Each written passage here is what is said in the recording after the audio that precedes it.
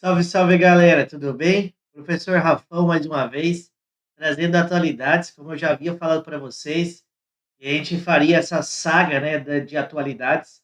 Gravei em janeiro, agora a gente vai falar de fevereiro.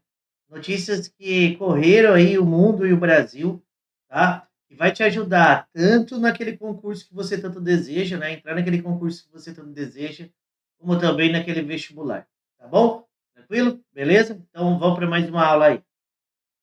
Trazendo agora, né, a primeira notícia de fevereiro de 2025, a gente traz aí, ó, Brasil enfrenta onda de calor histórica e alerta de dengue, tá? E aí você fica pensando, mas de novo, né? Então, todos os anos o Brasil passa, né, por essa epidemia de dengue, nesse aumento de casos, né, de dengue. Infelizmente, depende da sociedade mesmo, porque você tem a proliferação do vírus quando você deixa ali o seu quintal com recipientes e lugares que possam ter a proliferação. Então depende muito de nós, né?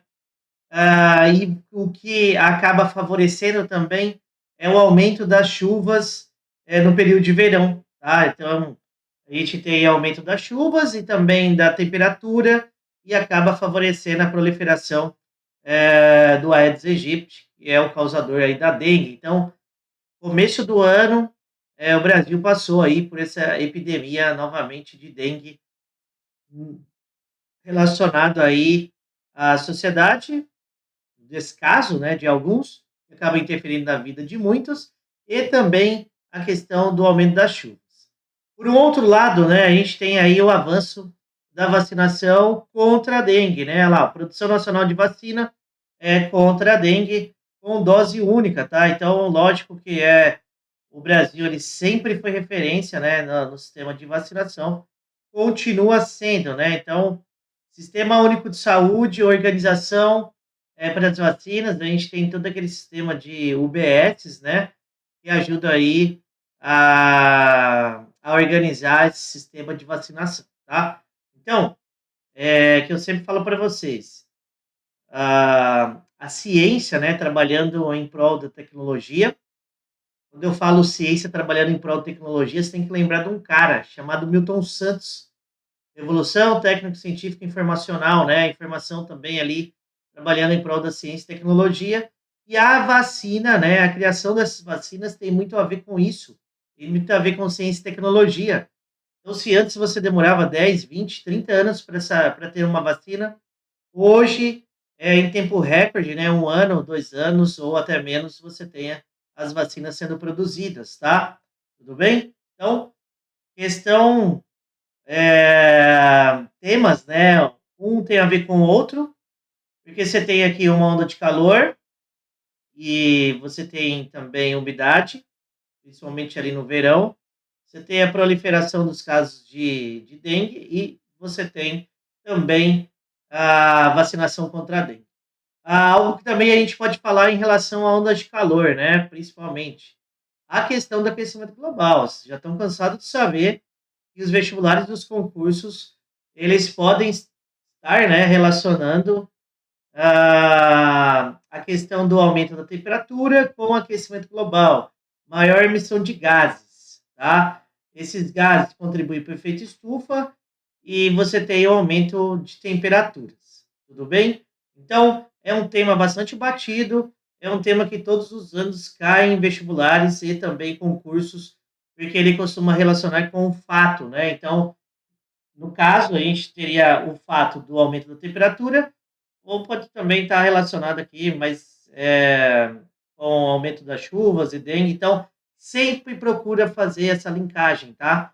Então, pegar um fato atual com algo que já vem acontecendo, no caso, o aquecimento global, encaixaria tranquilamente aqui nessa questão do aumento das temperaturas, tá? Tudo bem? Então, você tem maior emissão de gases, gases esses que vêm ali dos combustíveis, queima dos combustíveis fósseis, né, derivados do petróleo. Você tem aumento da produção ah, industrial e também utilização de combustíveis fósseis na geração de energia nas termoelétricas. Então, são temas que sempre estão aí caindo, né? Sempre estão aí caindo nos vestibulares, nos concursos. As bancas adoram cobrar esse tipo de assunto, tá? Vamos para o próximo. Aqui a gente vai falar um pouquinho sobre desmatamento, também é um assunto que sempre cai e foi notícia de fevereiro de 2025, tá? Então ele traz aqui, ó, que ocorreu, né, uma diminuição, uma redução no desmatamento do cerrado, tá?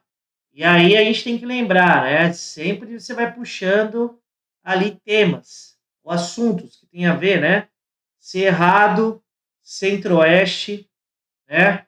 Aí quais são os estados que compõem o Centro-Oeste? A gente tem Mato Grosso do Sul e Goiás. Dentro de Goiás ali a gente tem o Distrito Federal. É analisado a parte, né? Mas o que é o forte ali do Centro-Oeste? É a agricultura, grandes latifúndios, monocultura, produção de soja, produção de milho, então pecuária. Então, muitas vezes o desmatamento pode estar ligado a a essas atividades, tá? Não é uma regra, mas pode estar ligado, ok? Você tem também ali, muitas vezes, principalmente no norte do Mato Grosso, né? Já indo em direção à Amazônia, ali você também tem uma redução de vegetação, tudo bem? Mas no caso aqui a gente está falando do Cerrado. No caso, no Cerrado, melhorou os dados, né?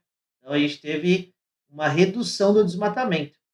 Mas os números ainda continuam altos, né? Então teria que reduzir ainda mais esse desmatamento. Tudo bem? Tá? Alerta de especialistas, ó, apesar da redução significativa, então, ó, tá vendo aqui, ó, redução significativa, 33% comparado 2023 com 2024, tá? Mas os números ainda, ó, continuam altos, né? Então, teria que ter uma maior fiscalização, teria que ter um maior empenho do governo, tá, também, né? Tanto federal, estadual, municipal, no sentido para que diminua, né, ainda mais a redução do desmatamento, tá? Que ocorra, né, uma redução do desmatamento. O que eu quis dizer é que assim, né, tem que ter um maior empenho de fiscalização para que ocorra um menor desmatamento ou zere esse desmatamento, tá bom? Então, é isso que eu queria dizer aí, eu acabei trocando uma palavra e outra. Aí, continuando aqui, ele fala de metas de biodiversidade, né? Então, ó, eles elencaram 23 novas metas nacionais, tá? Para a biodiversidade, e ele coloca o que eu já tinha falado, que é zerar o desmatamento no país, que é algo extremamente difícil, mas a gente tem que acreditar, né? Sempre colocando metas para que se você não atinge essa meta, mas que você chegue perto de atingir essa meta. Então, assunto bastante falado, tá? Questão do desmatamento. Aqui ele está mostrando que diminuiu, mas ainda é muito alto. Não só no Cerrado, mas também e principalmente ali na parte amazônica. Tudo bem? Depois, continuando. Disparidade na mortalidade de câncer. E aí ele traz um grande índice, né, de mortalidade de crianças e adolescentes indígenas, tá? E o Ministério da Saúde, ele falou, né, ele trouxe, né, dados, tá vendo? 76 mortes por milhão de indígenas comparado a homem branco, né, comparado ao branco e comparado também aos negros, né? Então, quer dizer o quê? Um número muito grande de mortalidade de crianças e, e adolescentes indígenas causados pelo câncer. E aí o Ministério da Saúde falou que está ligado também ao acesso, tá? A procura dessa população à saúde ou o Ministério da Saúde chegar até essa população. Então, eles justificaram dessa forma esse aumento do número de indígenas mortos, tá?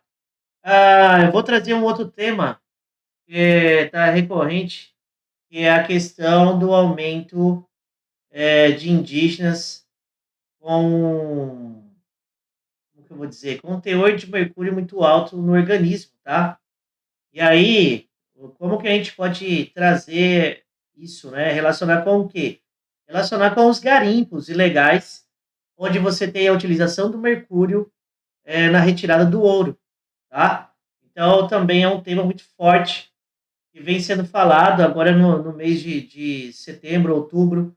Algumas pesquisas indicaram um aumento significativo de mercúrio nos indígenas, tá? Porque aí você tem o mercúrio utilizado no garimpo, esse mercúrio ele vai para o solo e também vai para dentro dos rios, e aí você tem o indígena se alimentando de elementos, né, que são cultivados no solo, e também dos peixes, tá? Então está causando esse aumento de mercúrio no organismo dos indígenas, tá? Aqui ele coloca aqui falso terremoto. Então, dia 14 de fevereiro, moradores de São Paulo e Rio de Janeiro receberam um alerta, onde teria tido um terremoto a 55 quilômetros de Ubatuba, né, ali no mar. E aí os especialistas, né, geólogos, falaram que realmente qualquer mudança, né, qualquer ajeitamento de placa vai ser sentido, mas não significa que é um terremoto, tá? Aí, temas que eles podem trazer, que as bancas podem trazer com esse tipo de notícia. Qual o tipo de movimento? Se é um movimento convergente, divergente ou transformante, tá? Então, pode ser falado. Eles podem trazer também perguntas sobre se no Brasil realmente tem terremotos ou não, qual é a posição do Brasil na placa sul-americana. Lembrando que o Brasil está no centro da placa, os terremotos eles acontecem nas bordas, onde a gente tem esses três movimentos que eu falei, né? Convergente, divergente, transformante. Então, é uma dica aí, sempre eu estou procurando trazer assuntos, linkar com algo que a banca pode cobrar, tá? Depois, a gente tem a internação, a hospitalização do Papa, uma figura internacionalmente conhecida, é importante, né? Então, o Papa Francisco, nesse período, ele estava sendo internado, tudo bem? Isso causou aí uma repercussão internacional, tá? Depois a gente tem, novamente, o Trump, né? Sendo notícia, a gente viu que em janeiro ele apareceu bastante, quando ele assumiu, e aqui ele volta a trazer significativas notícias, né? Então ele fala e ele se envolve, né? No conflito ali Israel-Palestina, lembrando que o conflito, né? O grande conflito não é com o povo palestino, mas principalmente, mas no caso com o Hamas. Então seria ali Israel e o Hamas, tá? Você tem o Trump sempre envolvido, né? Porque o principal parceiro do Trump lá no Oriente Médio Israel. Costumo sempre falar que Israel é a testa de ferro do governo americano, do governo estadunidense, porque ao invés de os Estados Unidos entrar diretamente no conflito, ele sempre dá apoio e Israel entra, né? Porque a repercussão internacional tem uma escala totalmente diferente, né? Israel entrando no conflito ou Estados Unidos entrando no conflito, tá? Aí o Trump, né, na época, em fevereiro, ele falou, né, queria colocar um plano, né, que seria realocar os palestinos, então tirar os palestinos ali totalmente da faixa de Gaza, e depois ele fala que poderia ser uma Riviera do Oriente Médio, né? Trump não descartou o envio de tropas americanas, tá? A gente sabe que esse envio de tropas americanas não aconteceu, mas o Trump ele financia, né? E apoia todas as incursões feitas por Israel. E você tem ali o Benjamin Netanyahu à frente, tá? Depois, ó, a declaração gerou forte reação internacional e aumentou significativamente a incerteza e o futuro da região, tá? Depois a gente vai ver nos próximos meses o que aconteceu, tudo bem? Então, conflito Israel-Hamas, Israel-Palestina, forte para cair nos vestibulares e também nos concursos, você tem também a questão da interferência do Donald Trump, tá? Geopolítica, assunto internacional, ele com certeza vão trazer aí nos principais vestibulares concursos. Não tem como não cair, tá? Dica do professor Rafão. Se liga, hein? Não fica aí demorando, não fica aí dormindo no ponto. Depois a gente tem, ó, Javier Milei, né? Então lembra aí que Milei é o presidente dos Estados Unidos, confirmou aí a saída da. Oh, desculpa, ó, falei tanto de Estados Unidos. E ele tá tão ligado aos Estados Unidos, tá? Desculpa, presidente da Argentina, né? Ó, Javier Milei, então, presidente da Argentina. 5 de fevereiro de 2025, ele saiu, né, da Organização Mundial da Saúde, seguindo os passos do, do presidente dos Estados Unidos, Donald Trump, tá? Beleza? Então, o Milley, ele vem fazendo, ele vem seguindo, né, o que o presidente dos Estados Unidos faz.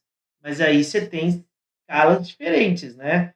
Você tem Milley à frente da Argentina, América do Sul, um país economicamente muito menor do que a economia estadunidense, tá?